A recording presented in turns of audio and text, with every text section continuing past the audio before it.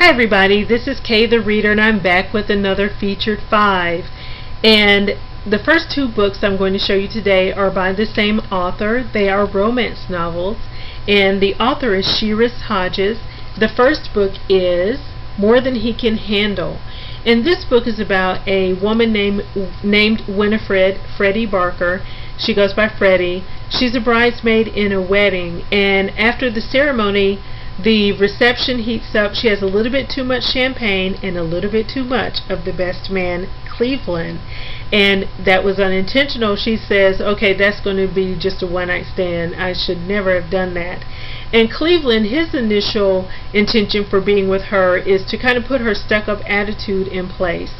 But once he really gets to know her as a person, then he starts to care about her. He wants to solve all of her problems, and eventually he wants to let her know that the love they share is a lifetime love. So how about that for a one-night stand? So this is More Than He Can Handle by Cheris Hodges. The second book by Cheris is Just Can't Get Enough, and it is about a woman named Selena Hart who had security, a job, a predictable fiance. She risked everything to go to New York, and it paid off. She became a very successful painter. But she returns home to South Carolina to take care of her ailing father, and she notices that the neighbor's boy, Darius McCrae, has grown up.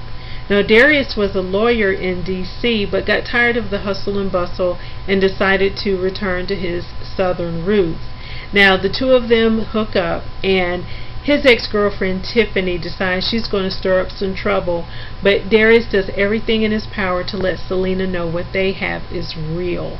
So that is Just Can't Get Enough by Cheris Hodges. Next is Foolish Heart by Felicia Mason, and this is not my book, it's actually my friend Lisa's book. Hey Lisa.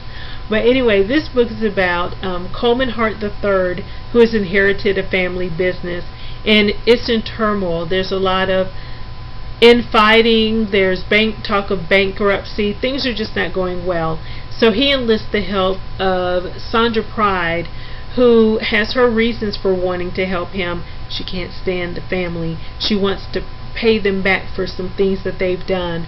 But once she gets to know Coleman and realizes he's really a nice guy, then she starts to change her mind, and she has to decide to leave her past in the past and take a risk on falling in love. So that's Foolish Heart, Felicia Mason.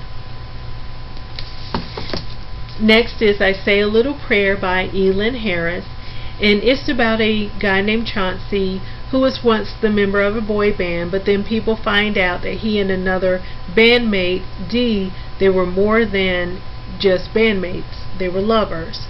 And so, the band ends up breaking up. They go their separate ways. Chauncey is approached by both men and women, but with the whole down low thing, women were asking too many questions, so he decided to just concentrate on the fellas.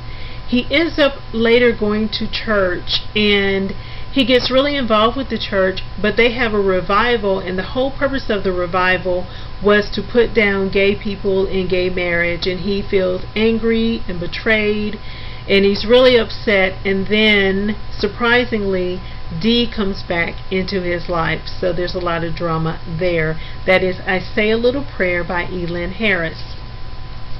And finally, here's a book that a friend of mine gave to me for Christmas last year. So thank you, Carolyn, for this book. I really do appreciate the thought. She knows I love to read. She gave me The Memory Quilt, A Christmas Story for Our Times by T.D. Jakes. And it's about a woman named Leila Edwards, who is a stubborn old lady. And although she, breaks her ankle, people breaking into her garage and stealing, and somebody actually gets shot at her home, she still doesn't want to leave her home. Her family's trying to convince her to move. She doesn't want to do that. But one thing that she does do is listen to scripture, and she's listening to the story of Jesus' birth. And that story, the narrative, helps her to get through the problems that she's having. Not only that, but she ends up quilting a blanket that she said she wasn't going to do, but she ends up quilting this blanket And all the little squares also seem to correspond with